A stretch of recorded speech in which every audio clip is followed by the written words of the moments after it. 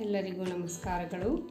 ಕೈ ಕೆಸರಾದರೆ ಬಾಯಿ ಮೊಸರು, ಪ್ರಯತ್ನ ನಮ್ಮದು, ಫಲಾಫಲ ಭಗವಂತನದು. ಒಂದು ಹಳ್ಳಿಯಲ್ಲಿ ಒಬ್ಬ ರೈತನಿದ್ದ.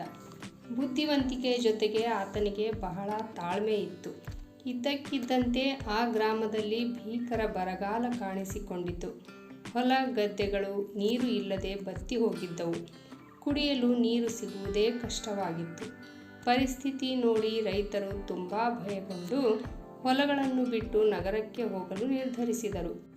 ಬೇರೆ ರೈತರು ಬಹಳ ಭಯಗೊಂಡಿದ್ದರೆ ಈ ರೈತ ಮಾತ್ರ ಬಹಳ ಶಾಂತಿಯಿಂದ ಇದ್ದರು.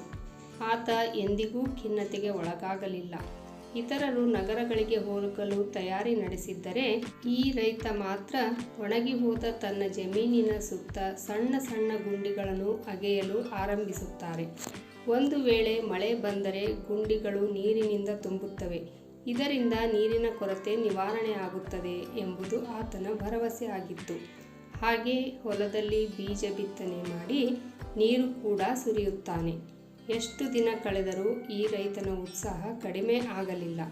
ಇವನ ಕೆಲಸ ನೋಡಿ ಇತರರು ನಗುತ್ತಿದ್ದರು. ಒಂದು ದಿನ ಆಕಾಶದಲ್ಲಿ ಕಪ್ಪು ಮೋಡಗಳು ಕಾಣಿಸಿಕೊಂಡವು. ಇದ್ದಕ್ಕಿದ್ದಂತೆ ಮಳೆ ಸುರಿಯಿತು. ಈ ರೈತ ತೋಡಿದ ಗುಂಡಿಗಳೆಲ್ಲ ನೀರು ತುಂಬಿ ಕೊಳವೂ ನೀರಿನಿಂದ ತುಳುಕಿತು. ಕೆಲ ದಿನಗಳಿಂದ ರೈತನ ಗದ್ದೆ ಹಸಿರಿನಿಂದ ಕಂಗೊಳಿಸುತ್ತಿತ್ತು. ಉಳಿದ ರೈತರು ಮಳೆ ಬರುವುದಿಲ್ಲ ಎಂದುಕೊಂಡೇ ತಮ್ಮ ಜಮೀನುಗಳನ್ನು ಪಾಳು ಬಿಟ್ಟಿದ್ದರು. ಹೂಳು ತೋಡಿದೆ, ಕೆರೆ ಹೂಳು ತೆಗೆಯದೆ ನಿರಾಶರಾಗಿ ಕೂತಿದ್ದರು. ಆ ಕಾರಣಕ್ಕಾಗಿ ಆ ರೈತರ ಹೊಲ ಗದ್ದೆ ಎಲ್ಲವೂ ಒಣಗಿ ನಿಂತಿತ್ತು. ಕಷ್ಟ ಬಂತೆಂದು ತಾಳ್ಮೆ ಕಳೆದುಕೊಳ್ಳದೆ ಆಶಾಭಾವನೆಯಿಂದ ಹಳ್ಳ ಕೆರೆ ತೋಡಿದ ರೈತನಿಗೆ ಆತನ ನಂಬಿಕೆಯೇ ಆಧಾರವಾಯಿತು.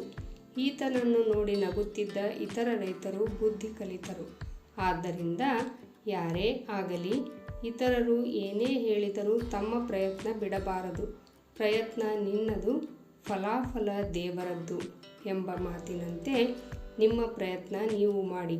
ಖಂಡಿತ ನಿಮ್ಮ ಶ್ರಮಕ್ಕೆ ತಕ್ಕ ಪ್ರತಿಫಲ ದೊರೆಯುತ್ತದೆ. ಈ ಕಥೆ ಎಲ್ಲರ ಜೀವನಕ್ಕೆ ಸ್ಫೂರ್ತಿಯಾಗಲಿ. ಈ ವಿಡಿಯೋ ನಿಮಗೆ ಇಷ್ಟವಾದಲ್ಲಿ ಮತ್ತಷ್ಟು ಇಂತಹ ಉಪಯುಕ್ತ ಮಾಹಿತಿಗಾಗಿ ನನ್ನ ಚಾನಲನ್ನು ಸಬ್ಸ್ಕ್ರೈಬ್ ಮಾಡಿರಿ, ಲೈಕ್ ಮಾಡಿ, ಶೇರ್ ಮಾಡಿ. ಧನ್ಯವಾದಗಳು.